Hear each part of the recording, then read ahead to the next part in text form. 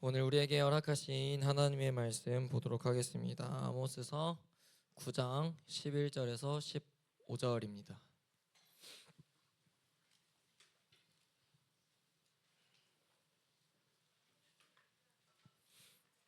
아모스서 9장 11절에서 15절입니다.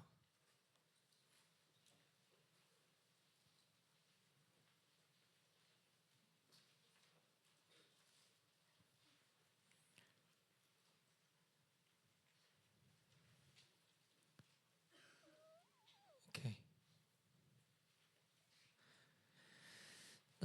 목사님 한 절, 여러분들 한 절 교독하여 읽도록 하겠습니다. 하나님의 말씀입니다. 그날에 내가 다윗의 무너진 장막을 일으키고 그것들의 틈을 막으며 그 허물어진 것을 일으켜서 옛적과 같이 세우고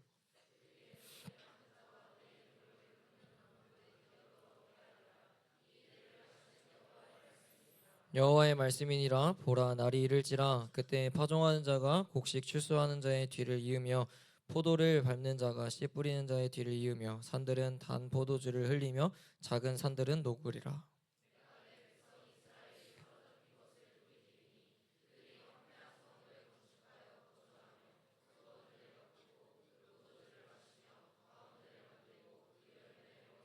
함께 했습니다. 내가 그들을 그들의 땅에 심으리니 그들이 내가 준 땅에서 다시 뽑히지 아니하리라. 내 하나님 여호와의 말씀이니라. 아멘. 할렐루야. 말씀 제목 읽어봅니다. 시작. 심판의 목적은 회복이었다라는 제목으로 말씀 증거할 텐데, 오늘도 말씀이 들리는 은혜와 깨닫는 은혜가 여러분들 가운데 부어지기를 주님의 이름으로 축복합니다. 아멘. 이제 다음 주가 2025년의 마지막 청소년부 예배입니다. 그로 인하여 이제 고3 친구들이 마지막 전 오늘 예배를 드리고 있고, 이제 다음 주면 마지막 예배 후에 이제 이 공동체를 떠나고 또 이제 청년부로 또 올라가게 될 거고, 또 이제 그래서 또 새롭게 중학교 1학년 친구들이 이제 올라오게 됩니다. 한 해가 정말 빠르게 지나가는 것 같아요. 이제 불과 우리가 함께 공동체를 연합하여서 세워간 게 1년밖에 안 된 시간이긴 했지만, 참 빠른 것 같기도 하면서도 굉장히 오랜 시간이 된 것 같기도 하고, 그 가운데에 많은 은혜들이 있었고 또 많은 일들을 했던 것 같습니다. 한 해 동안. 그래서 하나님께서 우리를 지켜주시고 보호하셨기에 지금까지 올 수 있었다고 생각이 듭니다. 아멘이시죠? 여러분, 이전에도 말한 적이 있는데요. 부모가 자기 자녀를 야단치고 혼내는 이유는 내 자녀가 잘 되기를 바라는 마음과 동시에 더 이상 같은 그 나쁜 행동을 반복해서는 안 된다라는 마음으로 혼을 내곤 합니다. 근데 문제는 뭡니까? 이 야단을 맞는 그 자녀가 그 부모의 속 깊은 뜻까지 사실 이해하지 못한다라는 거죠. 목사님이 어릴 때요, 이제 아버지한테 맞거나 혼을 나면 그 가장 먼저 하는 루틴이 있었어요. 내 방에 들어가서 그 나만 아는 다이어리에다가 아버지 이름에 욕을 써요, 막. 그리고 서랍장에 껴놔요, 안 보이는 곳에. 근데 지금 생각하면 진짜 웃긴 거죠. 얼마나 철이 없고 얼마나 생각이 없으면 그랬겠습니까? 부모가 되지 않은 이상, 목사님도 사실 뭐 아주 나이가 많지도 않지만 부모가 되지 않은 이상 부모의 마음을 안다는 건 사실 쉽지 않더라고요. 부모가 되어 봐도 자녀가 그러니까 크지 않은 이상, 중학생, 고등학생이 돼보지 않으면 또 그때의 부모의 마음을 또 이해하지 못하겠더라고요. 왜 이 말을 하냐면, 여러분, 하나님은요 분명 끊임없이, 우리 이제 오늘 아모스가 마지막인데 아모스의 말씀을 보면 끊임없이 심판과 무서운 경고와 메시지를 계속해서 전해주셨습니다. 그래서 아모스를 읽는 우리는 자연스럽게 하나님께서 이스라엘 백성들을 버리셨다고 생각을 갖기도 하죠. 근데 오늘 본문을 보면 놀랍게도요, 하나님께서 회복을 약속해 주십니다. 회복을. 이게 무엇을 의미하는 겁니까? 하나님의 심판의 목적은 회복이었다라는 거예요. 회복이었다. 11절을 현대인 성경으로 좀 보려고 하는데요. 11절입니다. 시작. 그날에 내가 무너진 다윗의 집을 다시 일으키고 부서진 곳을 수리하며. 아멘. 여러분, 여기서 우리가 꼭 제대로 이해하고 넘어가야 할 부분이 있는데요. 첫 번째로는 몇 가지가 있는데 그 중에 첫 번째는 여러분 이 구절을 다시 한번 잘 이해해 보면 이스라엘 백성들이 그 자기들의 어떤 신앙의 영역들 또는 하나님과의 관계 영역들에 있어서 그것들을 허물어지고 그것을 스스로가 그걸 다시 일으킨다고 얘기하지 않습니다. 무슨 말이냐면 성경에서 이 본문의 11절을 보면 하나님께서 수리하신다라고 해요. 허물어진 곳이 있는데 그걸 너네가 수리하진 않을 거야. 내가 할 거야 라고 이야기를 하신다는 거죠. 두 번째로는요, 11절에 기록된 그날이라는 표현인데 목사님이 노란 표시를 했는데 그날은요, 여러분 어떤 날입니까? 심판받는 날이에요. 심판받는 날. 즉 심판과 동시에 회복의 날이 될 거라는 것을 말한다는 거죠. 근데 여러분 우리가 이걸 잘못 이해하면요, 그날에 모두가 심판을 받기는 하지만 모두가 회복이 되는구나 라고 생각해서는 안 돼요. 이게 무슨 말인지 헷갈리죠? 잘 들어야 돼요. 그래서 우리가 지금까지 봤던 것처럼 여러분 형식적인 신앙을 가지고 불의와 우상 숭배를 그치지 않고 회개 없이 교만함에 여전히 빠져서 종교 행위를 했던 자들은 여전히 심판을 그대로 받게 됩니다. 그런데 본문에 말하는 이 이스라엘의 회복은요, 오늘 다윗의 무너진 장막을 일으키겠다는 이 회복의 약속이 누구에게 대상이 되냐면 지난주 본문이었던, 그리고 오늘 본문 바로 전에 언급하셨던 남은 자의 회복을 말씀하시는 겁니다. 더 쉽게 말해 심판받는 그날에 회복의 길이 열릴 건데, 그날에 하나님께서 이스라엘 백성들 가운데에 체질을 하여서 남은 자들을 통하여 다시 이스라엘을 다시 회복해 할 거라는 약속이 담겨져 있다라는 거죠. 그래서 지난주에도 목사님이 말했지만요, 그래서 여러분 하나님 앞에 우리는 반드시 남은 자가 되어야 되는 겁니다. 남은 자가 아닌 이상은 그대로 심판이 유효한 거예요. 그게 끝인 겁니다. 그러나 남은 자들은 심판의 날이 곧 회복의 날, 무너지고 다시 일으킴을 받는 날이 된다라는 거죠. 또 하나 우리가 더 주목해야 할 부분, 세 번째는 다윗의 장막이라는 표현인데요, 다윗의 무너진 장막이라는 표현은요, 여러분 건물 형태를 이루는 어떤 성전을 의미하는 게 절대 아닙니다. 그렇게 이해해서는 안 돼요. 왕조로 이해를 해야 돼요. 왕조. 그럼 다윗이 다시 왕좌에 앉는 것이 아닌데 왜 다윗의 장막이라는 표현을 하나님께서 하셨을까요? 우린 이제 이 정도는 알고 가야 되는데 여러분, 다윗의 왕조는 결국 한 사람으로 끝을 향하게 되어 있죠. 누구죠? 예수 그리스도예요. 예수 그리스도. 이 메시지는요, 사실 하나님께서 선지자 아모스를 통해서만이 아니라 많은 선지자를 통해서 이야기를 이미 하셨어요. 앞에 보면 사무엘하 7장 16절을 보면 내 왕위가 영원히 견고하리라 하셨다라고 영속적인 의미를 주고 있죠. 그리고 이사야에서도 9장 6절에 7절 보면 다윗의 왕자와 그의 나라를 굳게 세우고, 또 에스겔에서 내 종 다윗이 그들의 목자가 되리라. 예레미야에서도 내가 다윗에게 한 의로운 가지를 일으킬 것이라 그가 왕이 되어 지혜롭게 다스리며. 여러분 이미 구약 후반부로 향하면 향할수록요, 다윗은 곧 예수 그리스도를 예표하고 있고 그 곳으로 달려가고 있다는 것을 우리는 알 수 있습니다. 그래서 마태복음 1장 1절의 시작은 이렇게 시작되죠. 맨 마지막 줄이죠. 읽어봅니다. 시작. 아멘. 그렇게 명확하게 기록을 시작으로 아예 받고 들어가는 거예요. 여러분 무너진 다윗의 집이 회복된다라는 것은 오직 예수 그리스도를 통해서만 가능하게 된다라는 거예요. 다시 말해 예수 그리스도를 통해서만 우리가 회복될 수 있고 이스라엘의 완전한 회복은 그날에 성취가 된다라는 거죠. 떠올려 보면 예수님께서 십자가 달려 죽으신 그날, 우리가 현장에 있진 않았지만 우린 이미 말씀을 통해서 그걸 믿고 확신하니까 그걸 좀 생각해 봅시다. 여러분 주님께서 십자가에 달려 죽으신 그날은 분명하게 예수님에겐 심판의 날이기도 했습니다. 그러나 동시에 온 만이 인류 가운데 회복의 날이기도 했었죠. 그래서 우리는 원죄로 인하여서 우리 이미 아는 것처럼 하나님께 나아갈 수 없었음에도 불구하고 그분의 죽으심으로, 그분이 우리의 대신하여 심판받으심으로 모든 관계가 회복되었습니다. 그걸 동의하십니까? 다시 본문으로 돌아와서 11절을 다시 보면은 그날에 내가 다윗의 무너진 장막을 일으키고 그것들의 틈을 막으며 그 허물어진 것을 일으켜서 옛적과 같이 세우고 라고 기록을 하는데요, 여러분 하나님은요 우리의 건축가이십니다. 심판을 통해서 우리의 불필요한 것들을 다 무너뜨리시고 다시 내가 원하는 모습이 아니라 하나님이 원하시는 모습으로 우리를 다시 만들어 가시고 세워 가시는 분이 우리가 믿는 하나님입니다. 할렐루야. 옛적과 같이 다시 세우신다라는 표현이 기록되어 있잖아요. 옛적과 같이. 그게 어떤 표현일까요? 하나님이 원하시고 하나님이 보기 좋아하셨던 그 때에 그 원래의 상태로 회복하게 돌려놓게 하겠다라는 거죠. 사랑하는 성도여러분, 우리 하나님은 너를 어떻게 심판할까? 너를 어떻게 하면 더 괴롭게 할 수 있을까? 어떻게 하면 너를 버릴까? 이렇게 생각하시는 분이 아닙니다. 우리 하나님은요, 내가 너를 어떻게 하면 다시 세울 수 있을까? 내가 어떻게 하면 너를 수리할 수 있을까? 내가 어떻게 하면 너를 고칠 수 있고 어떻게 일으킬 수 있을까? 이 생각을 하시는 분이 우리 하나님이라는 거예요. 우리는 우리에게 힘든 시간들이 찾아오고 마치 심판받고 연단받는 것 같이 고난이 찾아오면요, 우리는 하나님이 나를 버린 것과 같다라고 생각이 들 때가 있어요. 또는 내가 뭘 잘못해서 하나님께 내가 벌을 받는구나 라고도 생각을 하기도 하죠.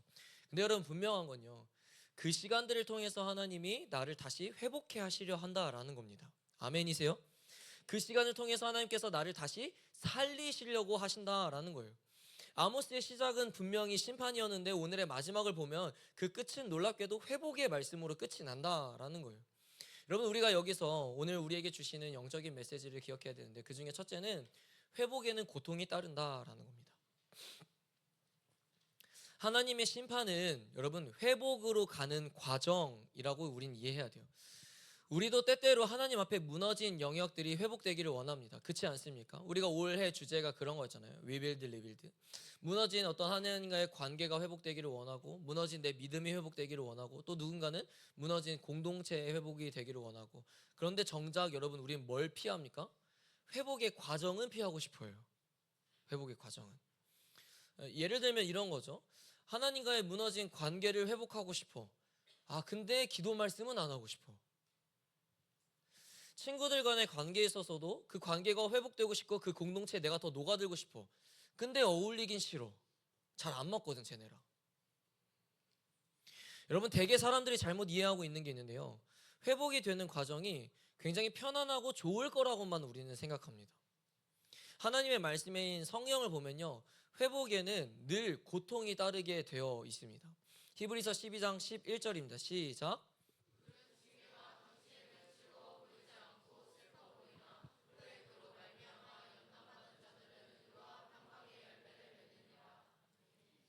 중일 다시 시작.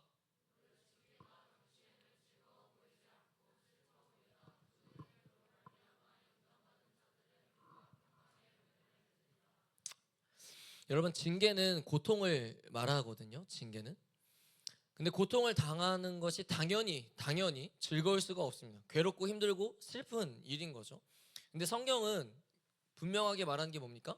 연단받는 자들은 의와 평강의 열매를 맺는다라는 거예요. 즉, 고통이라는 과정을 통해서 회복이라는 열매를 꽃 피울 수 있다라는 거죠. 여러분, 이스라엘 백성들이 결국에 끝에 바벨론에게 끌려가게 되거든요. 그래서 무려 70년간 다시 포로 생활을 하게 돼요. 노예 생활을 복귀하게 되는 거죠. 그러나 그 70년이 끝나고 마치고 하나님께서 다시 그들을 고국으로 돌아가게 만드셔요.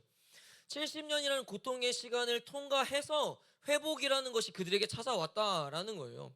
사랑하는 여러분, 우리가 믿는 하나님은요, 그냥 고통을 뿅 하고 사라지게 하실 수도 있지만요, 보통은요, 그 고통을 지나서 회복으로 우리를 이끄시는 분이 우리 하나님이십니다. 왜 굳이 그럼 그렇게 하시는 걸까요? 하나님께서 우리의 고통을 단번에 없애시고 그냥 바로 회복시키실 수 있는데, 왜 도대체 그렇게 굳이 우리에게 고통과 연단과 고난의 시간을 허락하셔서 왜 힘들게 회복을 하게 만드시는 걸까요? 그래야 우리가 비로소 단단해지니까요. 그래야 비로소 우리가 강해지니까요. 내 삶 가운데 여러분, 고통만 있습니까? 너무 힘들고 괴롭고 어려운 시간들만 있다고 혹시 느껴지십니까? 왜 내 삶은 이렇게 힘들까? 왜 다른 사람들은 아닌 것 같은데 왜 내 삶에만 이렇게 괴로운 시간들, 어려운 힘든 상황들만 자꾸 나한테 닥쳐지는 걸까? 여러분, 하나님이 그 시간들을 통해서 여러분들을 회복의 길로 인도하고 계시는 겁니다. 그 시간들을, 그 과정들을 견뎌야 진짜 회복을 맛볼 수 있게 되는 거예요. 그저 내 삶이 너무 힘들고 너무 아프고 너무 괴롭다고 해서 하나님이 결코 떠난 게 아니다라는 거예요. 여러분 의사 선생님은요 누군가를 살리기 위해서 무서운 메스를 들죠. 그리고 살을 찌르고 베기도 시작합니다. 여러분 아프게 하고 싶어서가 아니라요 아픈 것을 괴롭게 하려고 하는 것이 아니라 그 사람을 살리기 위해서라는 거예요. 지금의 이 수술이 환자에게 아프고 괴롭겠지만 다시 원래의 상태로 회복되기 위해선 고통을 줄 수밖에 없는 현실이라는 거예요. 이처럼 우리 하나님이 내가 정말로 회복되기를 원하시다 보니까 때로는 더 깊이 손을 대시는 거예요. 때로는요 더 깊이 찌르시는 겁니다. 왜요? 그렇게 고쳐야 되니까. 그렇게 해야 살릴 수 있으니까. 그렇게 무너진 영역들이 다시 회복될 수 있으니까. 내 자존심을 하나님 앞에 내려놓는 것이 그렇게 괴롭더라도, 내가 생각하고 살아왔던 그 방식들이 무너지는 것이 아프더라도, 숨겨졌던 내 죄가 드러남으로써 수치스럽더라도요, 여러분 이러한 과정 없이는 결코 참된 회복이 일어날 수 없다라는 겁니다. 그래서 우리가 잘 아는 것처럼 요한복음 12장 24절을 보면은 주님은 이렇게 얘기하시죠. 한 알의 밀이 땅에 떨어져 죽지 아니하면 한 알 그대로가 있고 죽으면 많은 열매를 맺는다라는 거예요. 여러분 혹시나 내 삶에 회복이 일어나지 않고 있다면요, 또는 내 신앙의 영역에서 여전히 회복되지 않고 있다면, 제자리 걸음과 같이 하는 것 같이 느껴지고 있다면요, 그건 하나님이 나를 일으키실 능력이 없어서가 아니라요, 내가 아직 죽지 않아서인 겁니다. 고통을 안 받고 싶어서예요. 편하게 회복이 되고 싶어서입니다. 그저 그냥 예배 자리에 앉아만 있으면 회복되겠지, 다시 하나님 만날 수 있겠지, 그런 차원이 아니라고요. 하나님이 여러분들을 일으키지 못하는 능력, 일으킬 만한 능력이 없어서가 아니라요, 내가 먼저 죽으려고 하지 않아서라고요. 고통을 자꾸 피하고 쉬운 길, 넓은 길로만 자꾸 가고 싶어서라고요. 여러분 괴롭고 힘들고 어려운 것 없이 그저 빠르고 쉽게 회복되는 것을 꿈꾸는 이기적인 내 자아 때문일 수 있다라는 거죠. 지난주에 하나님께서 야곱의 남은 자들을 구원하시기 위해 이스라엘 전체를 채질하신다고 말씀하셨잖아요. 여러분 채질을 한다는 게 어떤 의미입니까? 또 담겨져 있습니까? 거세게 흔들겠다는 거죠. 왜요? 흔들림으로써 이 구분이 되는 거니까요. 알곡과 가라지가. 근데 여러분 그럼 반드시 이 안에 담겨져 있는 자들은 어떻게 해야 됩니까? 그 흔들림으로 찾아오는 괴로움과 버팀을 버텨고 견뎌내야 되는 거예요. 그때 버티고 남은 자들이 진짜 남은 자들이 되는 겁니다. 나를 흔들게 하는 것이 힘들고 어렵게 느껴져서, 괴롭다고 느껴져서 그 체질하는 것에 이탈한다든지 그 아래로 떨어지게 된다면요, 여러분 지난주에도 말했던 것처럼 그 영원한 멸망과 죽음으로 떨어지게 된다는 거예요. 여러분 그게 어떠한 의미인지는 좀 알고 좀 그래야 된다는 거예요. 하나님께서 우리를 흔드시는 것은 괴롭게 하기 위해서가 아니라, 버리기 위해서가 아니라 지키기 위함이라고요. 지키기 위함. 그래서 내가 하나님을 믿음으로 고난받고 힘든 시간을 겪고 있다라는 것은요, 여러분 하나님이 나를 버려서가 아니라 하나님이 나를 선택하셨다라는 증거가 되는 겁니다. 그러니 우리가 기꺼이 그 시간을 감사로 견뎌내야 되는 거고, 기꺼이 인내함으로 회복의 길로 끝까지 걸어가야 되는 거예요. 여러분 내 삶 가운데 어려운 시간들이 찾아옵니까? 예수님을 믿는다 하는데 점점 내 삶은 어려워지고 예수 복음으로 인하여서 사람들에게, 친구들에게 인정받지 못하고 조롱거리가 되고 그러고 있습니까? 여러분 고난은요, 하나님이 나를 선택하셨다는 증거인 겁니다. 두 번째로 우리에게 주시는 영적인 메시지는요, 겉이 아닌 속이 진짜 회복되어야 한다입니다. 우리가 이미 여러 번 들었던 것처럼 이스라엘 백성들은 겉으로는 너무나도 괜찮은 신앙처럼 보였습니다. 심지어 그들은, 목사님 이전에 이야기했잖아요, 설교할 때도 여호와의 날이 자신들에게 구원의 날이 될 거라고 믿었고 그 날을 사모했던 자들이었어요. 하지만 하나님 그들에게 말씀하셨죠. 너희가 왜 여호와의 날을 사모하냐고. 너희에게 그날은 빛이 아니라 어둠일 거다라고 말씀하셨잖아요. 여러분 그들은 보여지기에요 11조도 잘했고요, 제사도 잘 드렸고요, 절기도 잘 지키는 대단한 신앙처럼 보였습니다. 그러나 그게 겉으로만 보여지는 신앙임을 하나님이 누구보다 더 잘 아셨다라는 거예요. 여러분 지난주에도 목사님이 그런 말 했죠. 여러분 우리가 하나님을 절대 속일 수 없어요. 겉으로 기도하는 척, 말씀 듣는 척, 경건한 척, 열심히 하는 척을 해도요, 하나님은 우리의 속이 이미 망가졌음을, 무너졌음을 이미 잘 아신다라는 거예요. 가끔 목사님도 선생님들도 누군가에게, 여러분들에게 안부를 물으면 네, 뭐 괜찮아요, 잘 지내고 있어요 라고 이렇게 답을 하는 친구들이 있어요. 누가 봐도 정작 괜찮지 않은 것처럼 보이는데, 근데 여러분 우리가 겉으로 회복된 것처럼 보여질 수는 있는데요, 하나님은 겉이 아닌 이 속이 회복되지 않으면 회복되기 위한 그 과정을 더욱 길게 허락하신다는 사실 여러분 좀 기억해야 됩니다. 겉으로 예배를 드리지만 보이지 않는 곳에서 하나님과의 관계가 끊어졌다든지, 겉으로 봉사하고 섬기고 있지만 마음은 다른 곳을 향하고 있다든지, 겉으로 하나님을 믿는다고 말은 하지만 마음의 우선순위가 하나님이 아니라면요, 하나님은 그 사람의 겉이 아닌 속을 회복하기 위해서 더 강하게 치시고 더 강하게 흔드신다라는 겁니다. 여러분, 그럴 때 있지 않습니까? 겉으로는 예배의 자리도 지키고 있고 공동체도 나 나름 잘하고 있는데, 잘 참여하고 있는데, 신앙적인 얘기도 조금씩 하고 있는데 속은 메말라 있는 상태. 겉은 회복된 것 같이 보여지기는 하는다, 속은 실상 죽은 상태. 그럴 때 있지 않습니까? 그건 사실 누구보다 내가 잘 알죠. 왜냐하면 사람은 속일 수 있거든요. 목사님 앞에서나 선생님들 앞에서, 친구들 앞에서 굉장히 경건한 척, 거룩한 척, 마치 괜찮은 척, 그런 척은 할 수 있거든요. 근데 속은 죽어 있고 속은 메말라 있는 그런 상태. 이미 건물 안에 균열이 가고 흔들리기 시작하는데, 여러분, 바깥의 외벽이 아무리 화려하고 멋지게 하더라도요, 아무 소용이 없는 거예요. 다시 허물고 다시 세워야 되는 겁니다. 그래서 때로는 하나님이 그런 나를 아시기에 그래서 치시는 거예요, 여러분.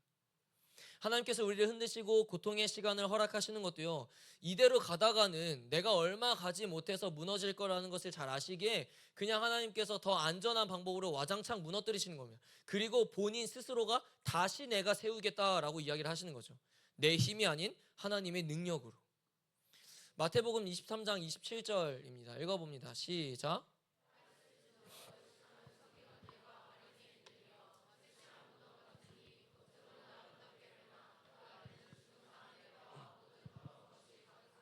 아멘.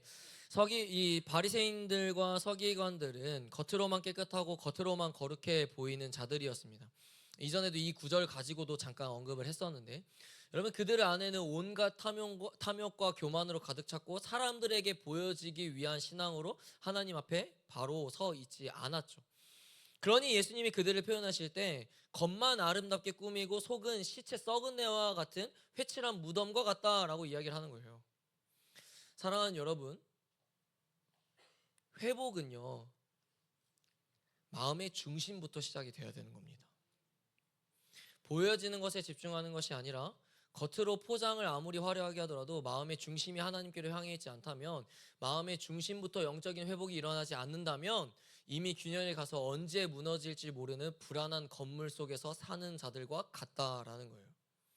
그래서 이전에 하나님께서 이스라엘 백성들에게 이런 표현을 하셨잖아요. 너네 베델 가지 마. 그리고 길갈도 가지 말고 브엘세바도 가지 마. 아무 의미가 없는 거예요. 절기 지키고 11조하고 예배를 드리는 게 아무 의미가 없는 거예요.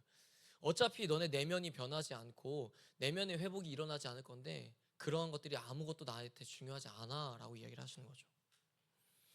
여러분, 하나님께서 근본적으로 이스라엘 백성들을 무너뜨리시는 이유가 무엇입니까?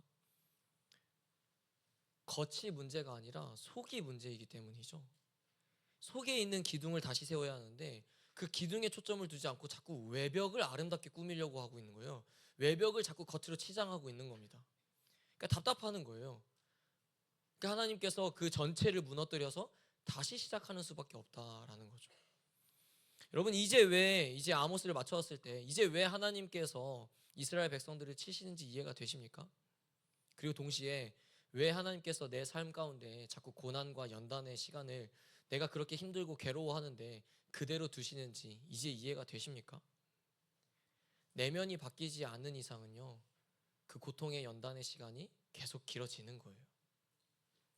그러니 겉으로 보여지는 변화보다 내 속이 진짜로 하나님 안에서 변화되고 있는지, 내 속이 진짜로 회복되고 있는지를 잘 점검해야 된다라는 거죠.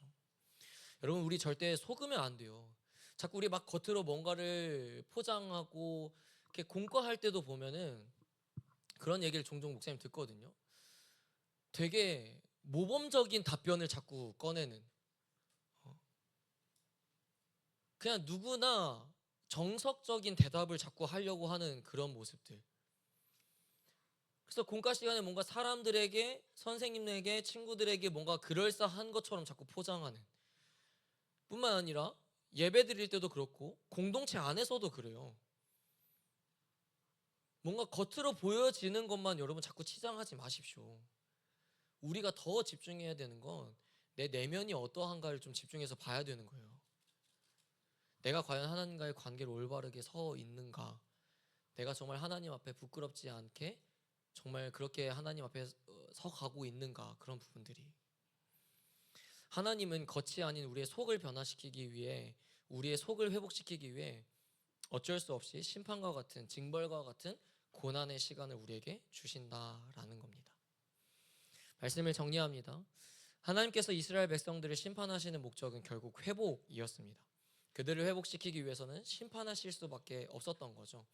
그러나 또 한 가지 우리가 분명하게 기억해야 할 것은, 하나님은 심판을 통하여서 다시금 회복을 시키시는 분이시지만 여전히 하나님 앞에 회개하지 않고 교만한 자로 사는 그 자들은 그대로 심판을 받는 겁니다. 여러분 기억하십시오. 단 하나님 앞에 남은 자로 살아있는 자들은 심판의 날과 동시에 회복이 일어나게 된다라는 거죠.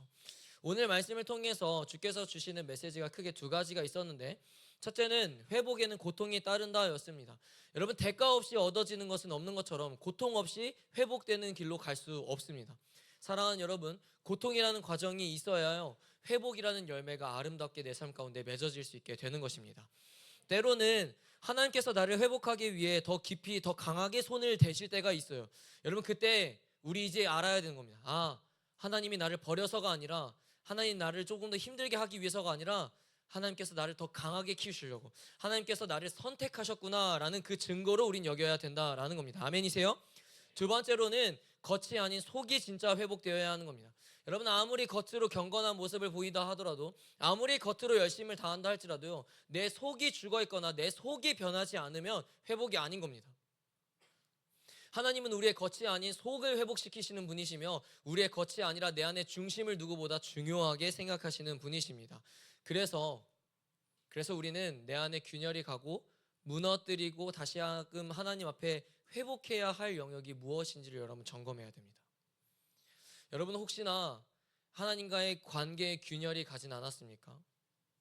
혹시나 공동체와의 관계에서 균열이 가진 않았습니까? 혹시나 하나님을 믿는 믿음과 그분을 향한 신뢰와 사랑의 균열이 가진 않았습니까? 그 내면이 먼저 회복돼야 되는 거예요. 내면이. 그리고 하나님은 그 내면을 회복시키기 위해 때로는 우리를 치신다라는 사실을 기억하시기를 바랍니다. 사랑하는 여러분, 오늘의 이 말씀을 통해 다시금 하나님께서 우리를 다 완전히 무너뜨릴 때 거기에 순종하고 하나님께서 나를 어떻게 일으키시고 회복하고 더 단단한 건물로 세워가시는지를 여러분 경험하시기를 주님의 이름으로 간절히 축복합니다. 아멘. 자리에 일어납시다.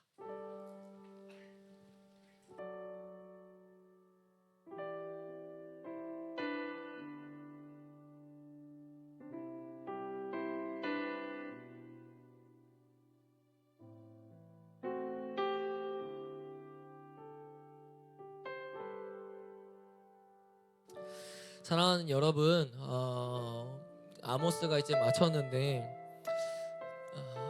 오늘 공과 시간에도 뭐 그런 나눔이 있으면 좋겠는데, 아모스 전체가 끝났을 때 이제 아모스의 전체적인 흐름이 여러분들의 머릿속에 있어야 됩니다.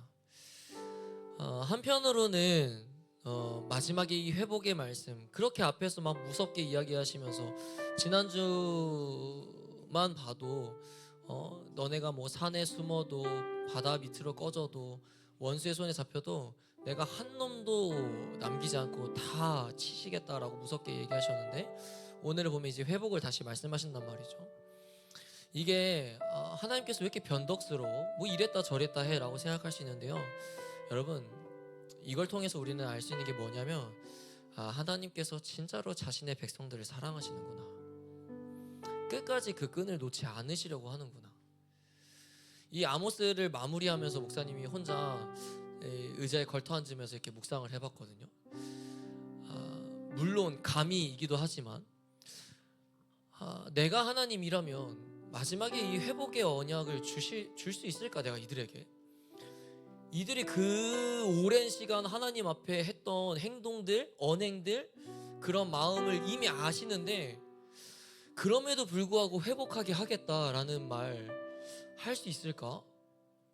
못할 것 같거든요. 이 사람의 마음은 당연히. 근데 하나님은 하시더라고요. 다윗의 무너진 장막을 내가 일으키겠다. 더 놀라운 건 마지막 15절에 이런 말씀을 하시거든요. 내가 그들을 그들의 땅에 심으리니, 이스라엘 나라를 다시 회복하여 그 땅에 그들을 다시 세운다라는 거예요. 그 땅에 심으리니 그들이 내가 준 땅에서 다시 뽑히지 아니하리라.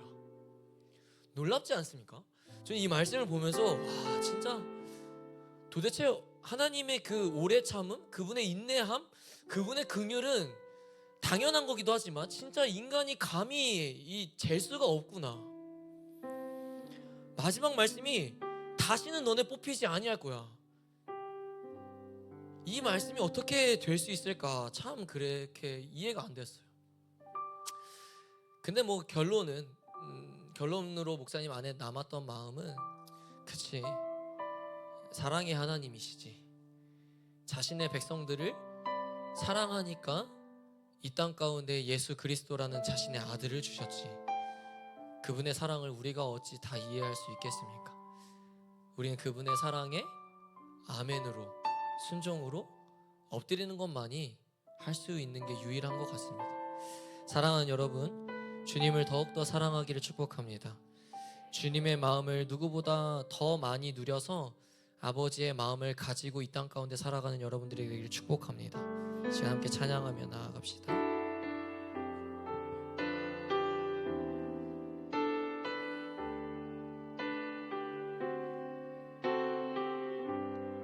주님과 같이,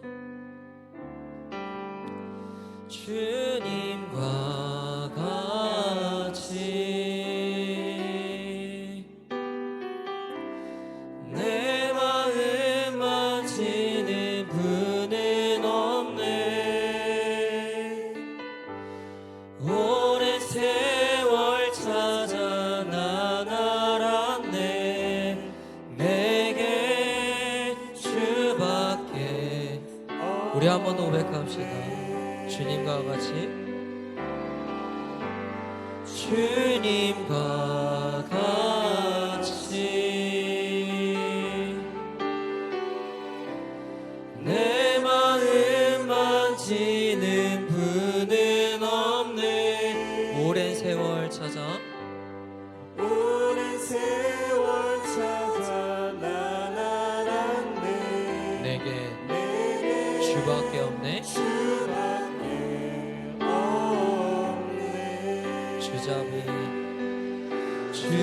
주잡이 강같이 흐르고 주 손길 치료하네.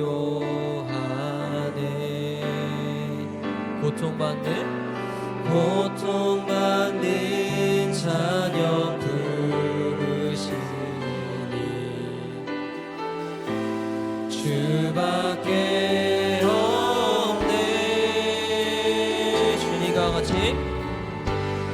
주님과 같이 내 마음 만지는 분은 없네. 아멘. 내 마음 만지는 분은 없네. 오랜 세월 찾아 난 알았네. 오랜 세월 찾아 난 알았네. 내게 주밖에. 우리 한 번 더 고백합시다. 주님과 같이 내 마음 만지는 분은 없네. 주님과 같이. 아멘. 그렇습니다. 주님, 내 마음 만지는 분은 없네. 오랜 세월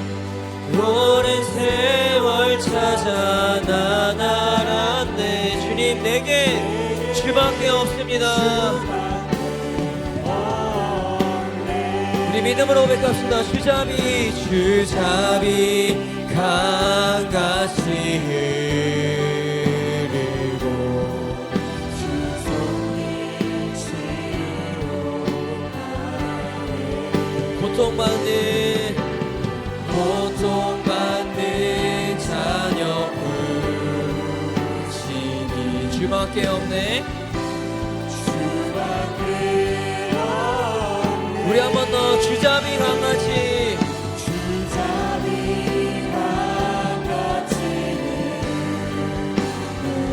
주 손길 치료하네.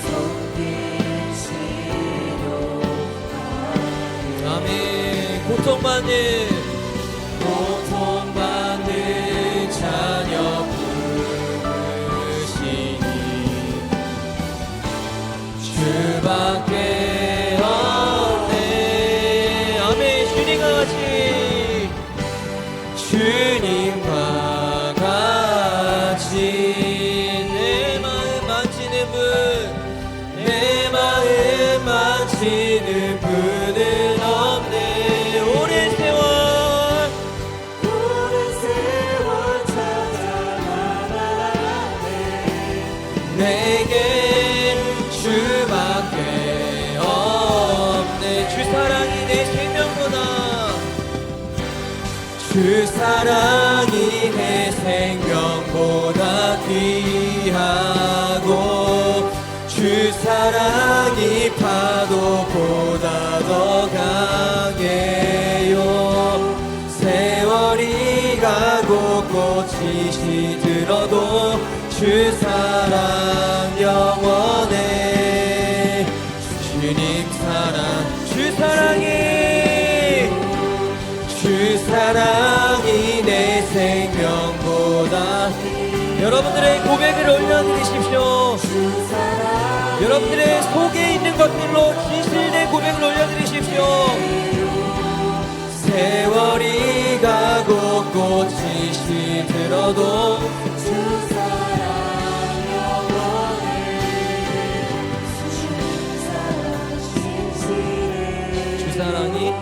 주 사랑이 내 생명보다 귀하고 주 사랑이 파도보다 더 강해요. 세월이 가고 꽃이 시들어도 주 사랑 영원해. 여러분 목소리로 고백합시다. 주 사랑이 내 생명보다 귀하다. 아멘. 주 사랑이 파도보다 더 강해요. 세월이 가고 꽃이 시들어도 주 사랑.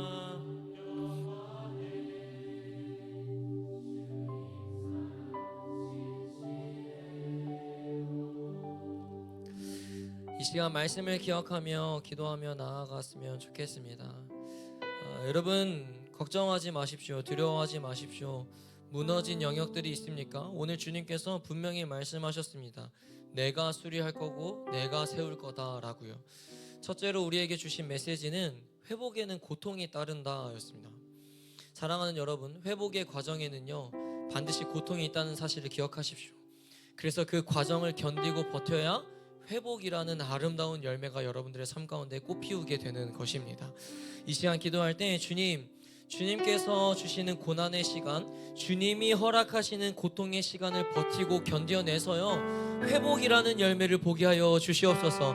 그저 힘들고 괴롭다는 불평과 불만과 원망이 아니라, 하나님이 나를 버리셨다는 의심이 아니라, 하나님께서 내 기도 가운데 응답하시지 않는다라는 것이 아니라, 연단받는 자들은 의와 평강의 열매를 맺는다고 말씀하셨던 것처럼 그 시간을 통하여 주님 나를 더 단단하게 만드시고 무너진 내 영역을 다시 한번 일으켜 주시옵소서.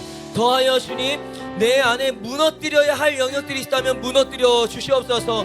내 안에 회복되지 못했던, 하나님 앞에 겉으로만 자꾸 포장했던 부분들이 있다면 주님께서 깨끗이 다 무너뜨리시고 하나님께서 회복하게 하여 주시옵소서.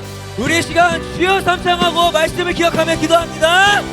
주여, 주여,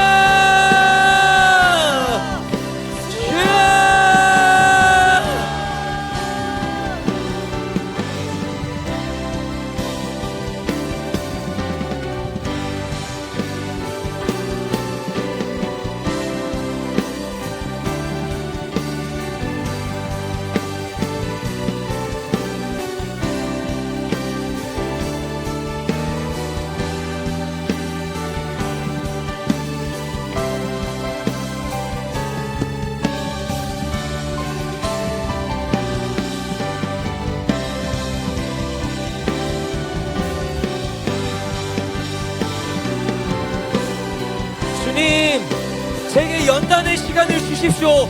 고난의 시간을 주십시오. 그래서 주님, 무너진 영역들이 회복될 수 있게 하여 주옵소서. 고난을 피하는 것이 아니라, 고통을 피하는 것이 아니라, 연단을 피하는 것이 아니라 그 시간을 통하여 회복의 길로 나를 인도하여 주옵소서. 주여, 회복되기를 원합니다. 회복의 꽃을 피우기를 원합니다. 주여, 나를 그렇게 인도하여 주옵소서. 그 고통을 견디게 하시고 버티게 하시고 이겨내게 하여 주옵소서. 주여, 주여.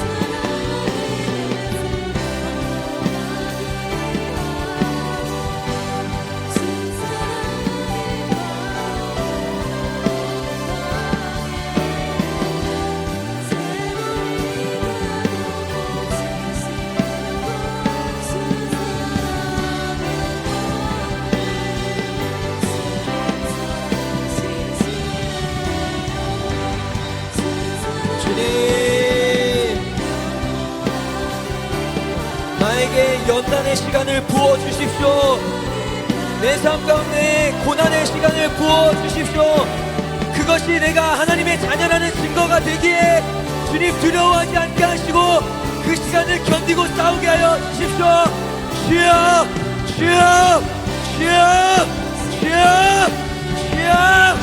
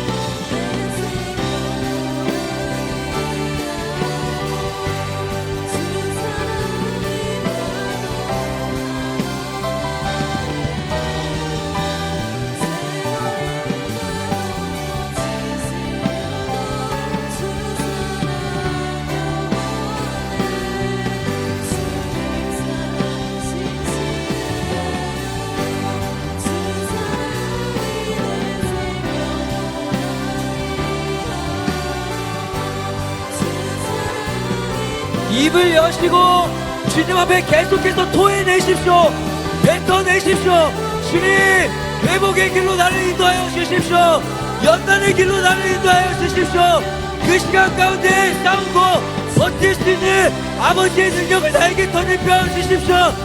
주여, 예수여.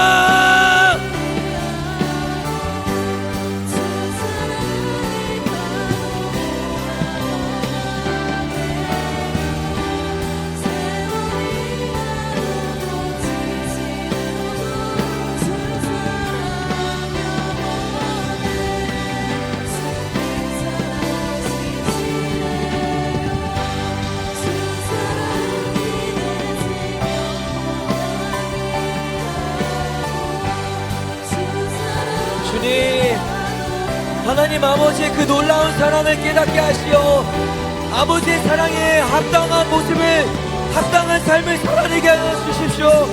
주님의 그 사랑이 얼마나 크고 놀랍고 위대한지를 깨닫게 하여 주옵소서. 주여, 주여, 주님.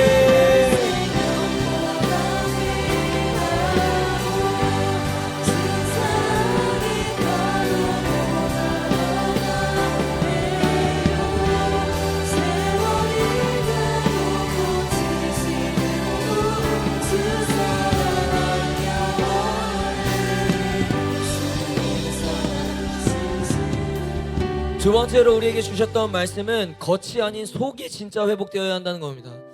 여러분, 속이 변화되어야 되는 거예요. 속이. 하나님은 이스라엘 백성들의 속을 회복시키기 위해서요 다 무너뜨리기를 결단하셨습니다.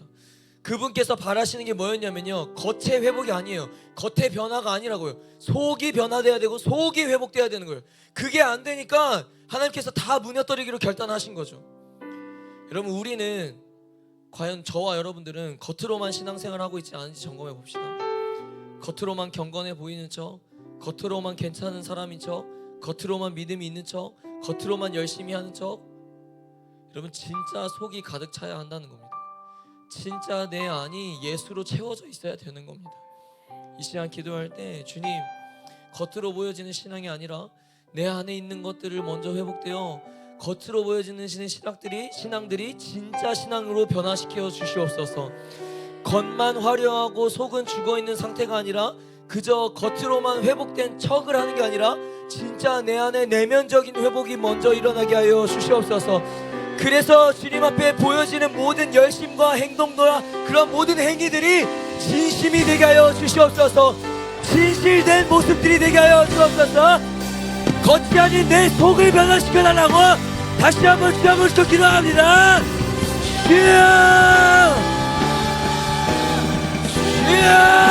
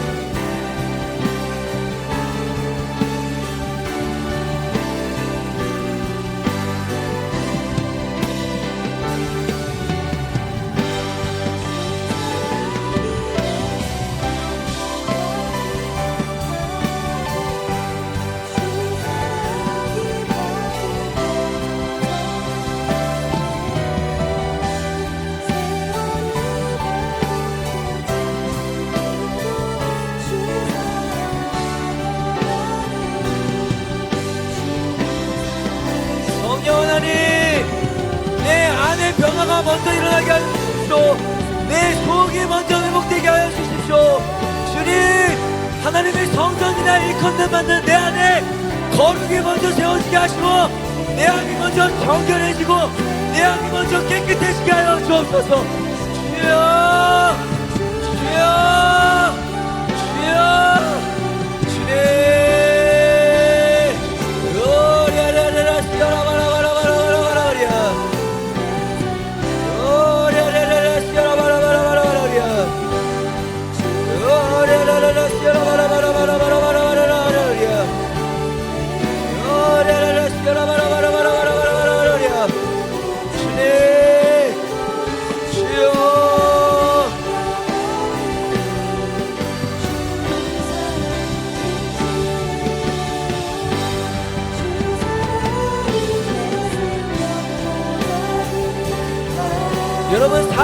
집중하지 마십시오. 상황에 집중하지 말고 내 안에 내면이 먼저 하나님께 집중되어야 합니다. 내 안에 내면이 먼저 하나님께로 시선이 향해져 있어야 되는 겁니다. 주여, 온전히 주님만 보게 하여 주십시오. 주님으로만 향하게 하여 주십시오. 내 안에 예수로 가득 차게 하여 주십시오. 주여, 주여,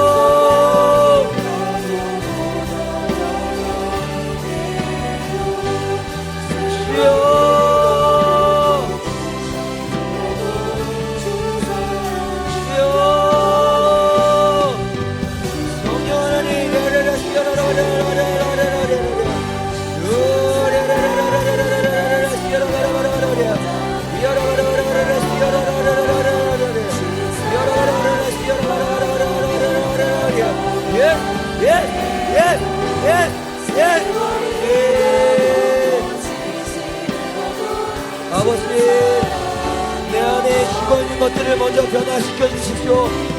내 안에 속에 죽어있는 것들이 깨어 일어나게 하여 주옵소서. 내 영혼아 깨어 일어날지어다. 내 영혼아 깨어 일어날지어다. 잠들어있는 내 영혼아 깨어 일어날지어다. 죽어있는 내 영혼아 깨어 일어날지어다.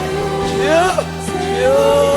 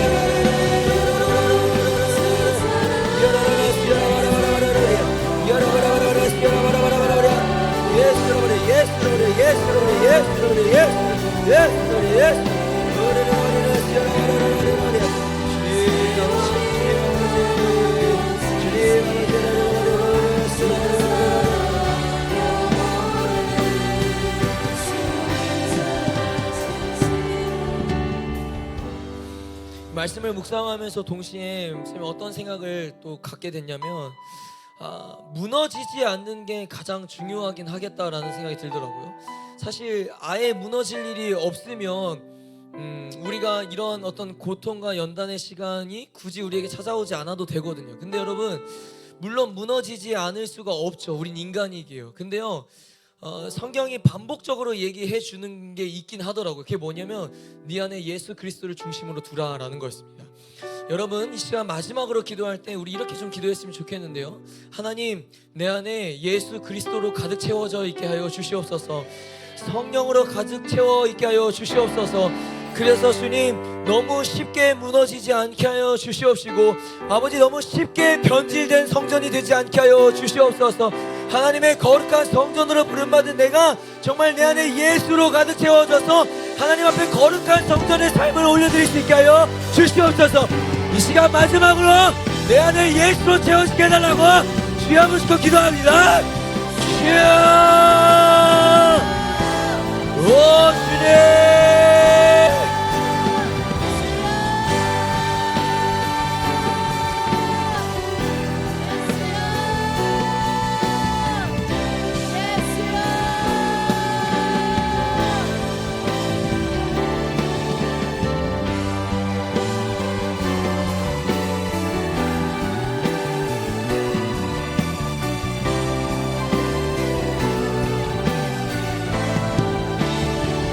하나님, 내 안에 예수로 충만하게 하여 주십시오. 내 안에 예수로 가득 차게 하여 주십시오. 내 안에 성경의 자리만 있게 하여 주십시오. 주님, 내 안에 그 중심에 예수만 남게 하여 주십시오. 주여, 그거면 됩니다. 주여, 그거면 됩니다. 아버지,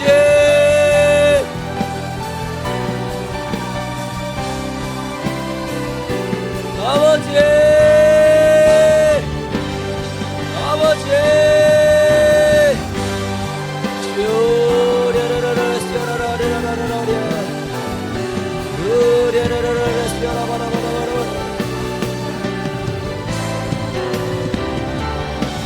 주님, 내 안에 예수로 채워짐으로써 그 어떠한 시간들도 두렵게 느껴지지 않게 하여 주십시오. 내 안에 예수로 가득 차서 아버지 의심의 영이 떠나가고 거짓된 우상들이 무너지게 하여 주옵소서. 주님, 예수로 채워지게 하여 주십시오. 아버지여, 예수만 남게 하여 주옵소서. 내 안에 중심 가운데 거짓된 것들이 다 무너지고 예수만 세워질지어다. 주님, 주여,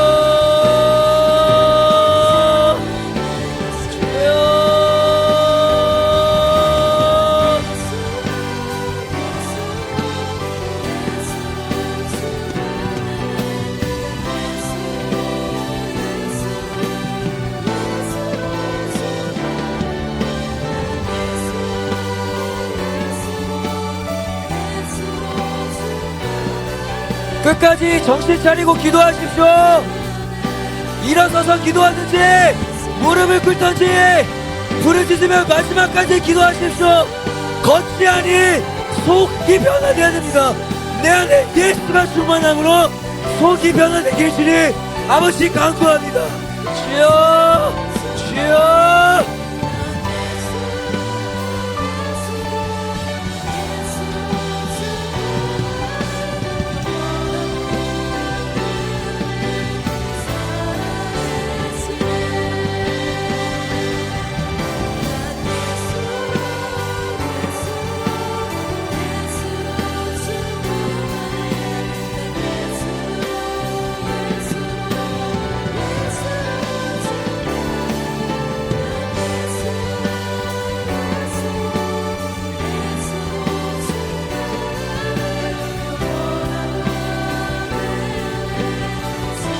우리 함께 결단하며 고백합시다. 난 예수로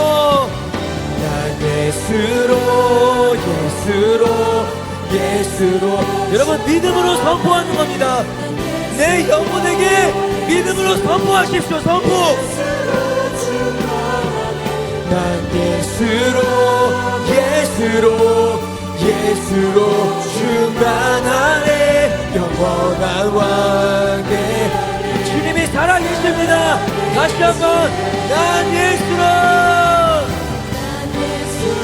내 영혼아 깨어들을지어다. 내 안에 예수로 충만할지어다. 예수로 충만하네. 난 예수로 충만하네. 영원한 왕 내 안에 살아계. 우리 믿음으로 고백합시다. 난 예수로. 아멘. 아멘. 주님.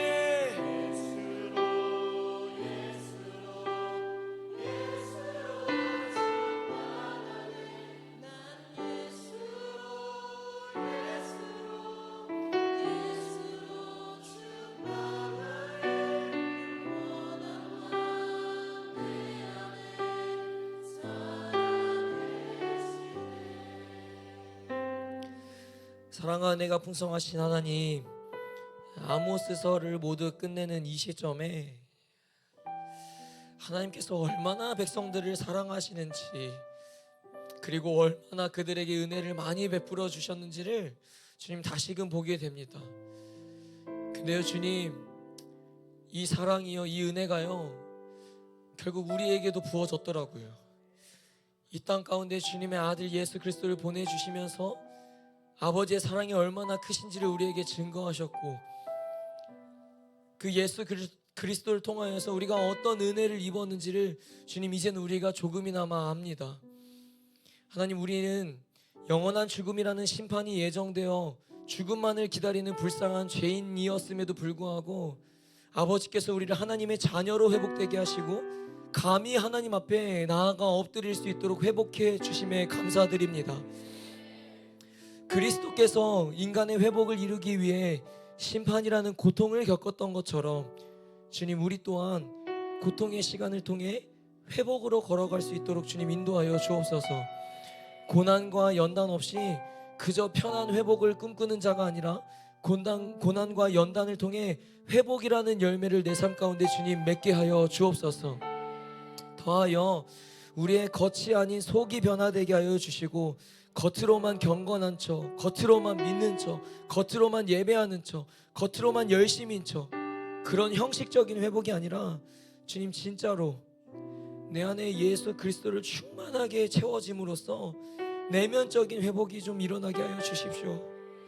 그리고 주님, 나의 내면이 먼저 회복이 일어나서 내 바깥으로 보여지는 어떤 열심과 그런 충성됨이 주님 진짜가 될 수 있게 하여 주옵소서. 사랑의 하나님, 주님의 은혜에 합당한 삶을 우리가 얼마나 살아가고 있는지 잘 모르겠습니다. 한없이 부족하다는 거 잘 압니다. 그러나 주님, 매 순간마다 결단하게 하여 주시고, 우리의 그 어렵고 힘든 시간들 가운데 주님께서 나를 회복의 길로 여전히 인도하고 계신다라는 믿음을 붙들게 하여 주옵소서. 그래서 주님, 부디 우리의 삶 가운데 무너져야 할 영역들이 있다면 다 무너뜨려 주시고, 일으켜져야 할 영역들이 있다면 주님, 우리가 할 수 없사오니 우리의 건축가 되신 주님께서 수리해 주시고, 주님께서 우리를 일으키시고 다시 단단한 건물, 단단한 성전이 되어서 지금의 이 마지막 시대에 살아가는 하나님의 백성들, 군사들 되게 하여 주옵소서. 그렇게 주님께서 우리를 인도하여 주실 줄 믿으며 예수님 이름으로 간절히 축복하며 기도리옵나이다. 아멘. 우리 주님께 감사와 영광의 목소리 내줍시다.